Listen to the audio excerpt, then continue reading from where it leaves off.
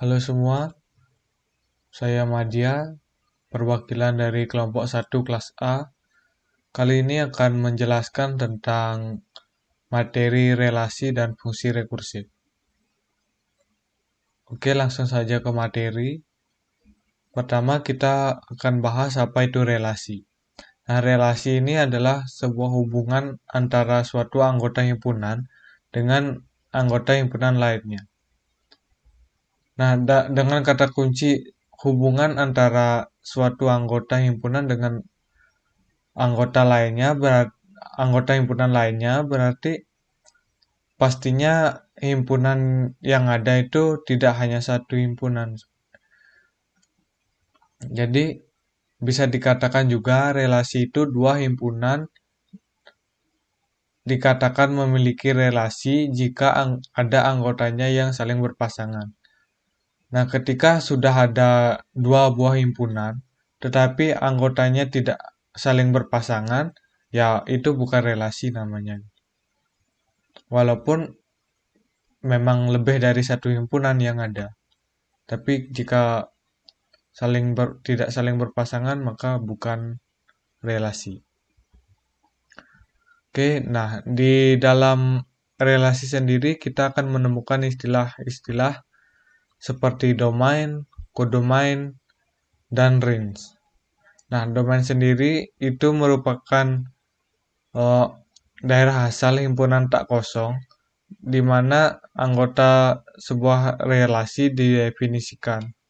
Jadi, maksudnya adalah ini merupakan daerah asal, daerah yang akan mencari pasangannya ke daerah kawan gitu. Nah, mana sih daerah kawan itu?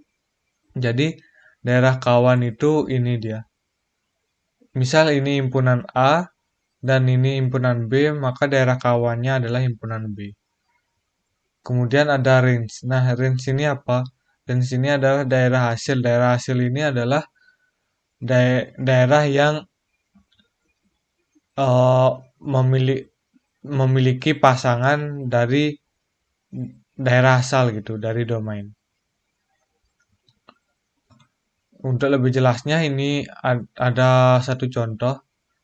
Jadi terdapat himpunan A yang beranggotakan 1, 2, 3, 4 dan himpunan B beranggotakan 1, 4, 9, 16, dan 25.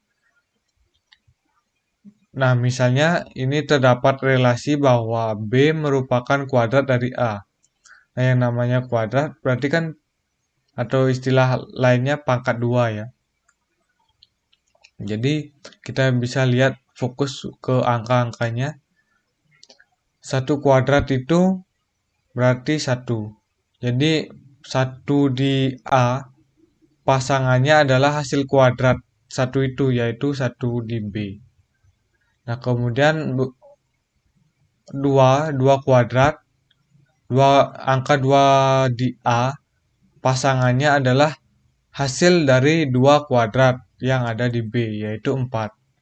Begitu juga angka 3 yang dikuadratkan menjadi 9 dan juga angka 4 yang dikuadratkan menjadi 16. Nah, di sini 25 tidak memilih pasangan. Kenapa? Karena di himpunan A itu tidak ada angka 5 yang dimana angka 5 itu merupakan akar dari 25 atau 25 itu merupakan kuadrat dari angka 5 gitu. Nah, kemudian range yang ada jadi A ini merupakan domain daerah asal, kemudian B merupakan kodomain daerah kawan. Nah, yang mana sih range? Nah, range itu ini dia 1, 4, 9, dan 16. Jadi ini merupakan daerah hasil atau range yang ada pada contoh relasi ini. Oke, next kita bahas tentang penulisan relasi. Jadi penulisan relasi ada beberapa. Yang kita bahas tadi ada diagram panah ya. Sudah kita bahas. Jadi ditandai dengan tanda panah seperti ini. Kemudian ada juga tabel. Nah, tabel ini terdapat ini kan kita memakai soal yang tadi. Jadi ada himpunan A dan himpunan B. Kemudian di himpunan B merupakan kuadrat dari anggota himpunan A. Nah, satu kuadrat itu 1, 2 kuadrat itu 4, 3 kuadrat itu 9, 4 kuadrat itu 16. Nah, seperti itu. Ini merupakan range dari relasi tadi. Kemudian kita juga bisa melakukan penulisan relasi dengan menggunakan tabel 2 dimensi.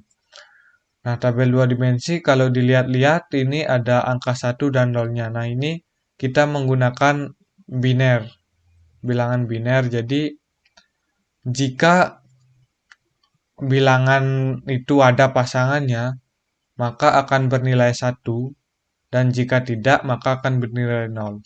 Seperti kita lihat pada contoh, masih sama soalnya seperti sebelumnya. Jadi 1 kuadrat itu 1, maka di sini akan ditulis 1. 1 kuadrat itu 1, dan di sini 4 bukan 1, jadi ditulisnya 0, begitu juga yang lainnya. Nah, di sini juga ada 2, 2 kuadrat itu 4 bukan 1, karena di sini 1 jadi 0. 2 kuadrat itu 4, dan ini juga 4, berarti ini 1, dan seterusnya sampai 4, yaitu ini di 1 0, di 4 0, di 9 0, dan di 16 itu 1. Kenapa? Karena 16 itu adalah hasil kuadrat dari angka 4. Oke, itu penjelasan tentang relasi. Jadi kita akan lanjutkan tentang fungsi. Nah, apa sih fungsi itu? Fungsi itu sebenarnya adalah relasi khusus gitu. Jadi masih ada hubungannya dengan relasi. Fungsi ini merupakan relasi khusus. Apa sih khususnya? Nanti kita akan bahas. Jadi terdapat penulisan fungsi yaitu notasinya berupa huruf kecil. Bisa kita lihat di sini kalau fungsi f, ya di sini fungsi f memetakan himpunan A ke himpunan B. Jadi penulisannya itu seperti ini. Oke, lanjut ke materi hubungan. Nah, hubungan relasi dan fungsi. Kita bisa lihat apa sih yang aku maksud tadi dengan menyebutkan relasi fungsi itu merupakan relasi khusus. Nah, seperti yang kita tahu, relasi itu adalah hubungan dua himpunan yang anggotanya memiliki pasangan, saling berpasangan. Nah, di sini kita bisa lihat di contoh pertama, himpunan A, himpunan B memiliki anggotanya ada memiliki pasangan. Ini merupakan relasi tapi bukan fungsi. Kenapa? Karena di dalam fungsi anggotanya untuk daerah domain itu hanya boleh memiliki satu pasangan gitu. Kalau kita lihat di sini, ini di A1 sudah benar memiliki satu pasangan, A2 juga sudah benar memiliki satu pasangan, yaitu B3. Nah, tapi A3 ini memiliki dua pasangan, ini tidak boleh, jadi ini bukan fungsi. Kemudian kita lanjut ke contoh yang berikutnya. Ini A1 punya pasangan B1, satu pasangan. A2 punya pasangan B3, satu pasangan juga. Tapi ini bukan fungsi. Kenapa? Karena A3-nya tidak memiliki pasangan. Nah, syarat yang kedua dari fungsi adalah seluruh anggota di domain punya pasangan, tetapi pasangannya cuma satu gitu. Jadi satu pasangan untuk setiap anggota dan semuanya harus rata, semuanya harus punya pasangan. Dan yang contoh yang terakhir merupakan relasi dan fungsi. Jadi A1 punya pasangan 1, A2 punya pasangan B3, A3 punya pasangan B4. Nah, di sini di bagian kodomain B2 tidak memiliki pasangan tapi masih disebut fungsi. Kenapa? Karena yang diberikan aturan untuk memiliki satu pasangan dan apa namanya? Memiliki satu pasangan dan semuanya harus punya pasangan seperti itu adalah yang di daerah domain, bukan di kodomain. Jadi yang kena aturan hanya himpunan A ini dalam kasus seperti ini. Nah, sebenarnya untuk yang di kodomain itu bebas saja ketika seperti pada contoh pertama, B1 memiliki dua pasangan itu boleh, tetapi jika ini masuk ke fungsi jika B4 ini tidak berpasangan dengan A3, jadi A1 berpasangan dengan B1, A2 berpasangan dengan B3, A3 berpasangan dengan B1, itu saja tidak masalah. Yang penting anggota himpunan dari A ini memiliki satu pasangan gitu. Oke, next kita masuk ke fungsi rekursif. Nah, definisi fungsinya mengacu pada dirinya sendiri. Fungsi rekursif terdiri dari dua bagian. Yang pertama ada basis, yang kedua ada recurrence. Nah, apa sih itu basis? Basis merupakan bagian yang berisi nilai fungsi yang terdefinisi secara eksplisit dan berfungsi untuk menghentikan rekursif.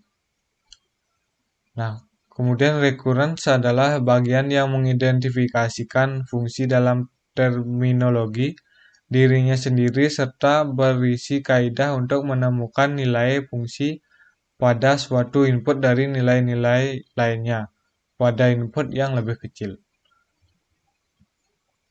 Untuk lebih jelasnya mungkin agak bingung ya untuk melihat dari definisi saja, jadi langsung saja ke contoh soal. Nah, ada soal yang merupakan definisikan A pangkat N secara rekursif, yang di dalam hal ini A adalah bilangan real, tidak nol, dan N adalah bilangan bulat, tidak negatif. Oke, jadi ini ada pada gambar. Jadi A pangkat N sama dengan A dikali A dikali A dikali A dikali A secara terus-menerus sampai A sebanyak N kali gitu. Itu merupakan perpangkatan ya. Kemudian kita bisa mengambil basisnya dengan mengambil di angka pertama, di urutan pertama maksudnya. Jadi karena kita sudah mengambil salah satu bagiannya, jadi rumus di bawah bukan N kali lagi, tapi N-1 kali. Karena salah satu anggotanya sudah keluar seperti itu. Nah, jadi kita bisa lihat dari hasil ini, dari A pangkat N sama dengan A kali A sampai N kali, kemudian disederhanakan lagi menjadi A kali A N-1, sehingga dalam posisi fungsi rekursif bisa dilihat pada contoh berikut. Jadi sesuai keterangan tadi, di mana N itu bilangan real tidak nol, jadi N sama dengan 0, atau N lebih besar daripada 0. Untuk menyatakan bahwa bilangan tersebut bilangan bulat tidak negatif. Kemudian kita ada contoh soal yang kedua, di mana contoh soal yang kedua ini menyatakan A kali B secara rekursif, yang di dalam hal ini A dan B adalah bilangan bulat positif. Nah, sama seperti tadi, awalnya A kali B sama dengan B ditambah B ditambah B dan seterusnya sebanyak A kali. Nah, kemudian kita mengeluarkan satu anggota untuk mencari basisnya. Kemudian A dikurang 1 kali untuk menentukan berapa banyak sih jumlah perulangan penjumlahan untuk B. Untuk menjumlahkan dirinya sendiri. Kemudian dapat di hasil ini kita dapatkan seperti berikut. Jadi B plus A dikurang B terlebih dahulu, kemudian dikalikan B, baru ditambahkan B. Sehingga hasil yang didapat adalah A kali B sama dengan seperti ini, dengan syarat A sama dengan 1 dan A lebih besar daripada 1. Baik, sekian penjelasan dari saya. Untuk kata-kata yang kurang berkenan mohon dimaafkan dan terima kasih.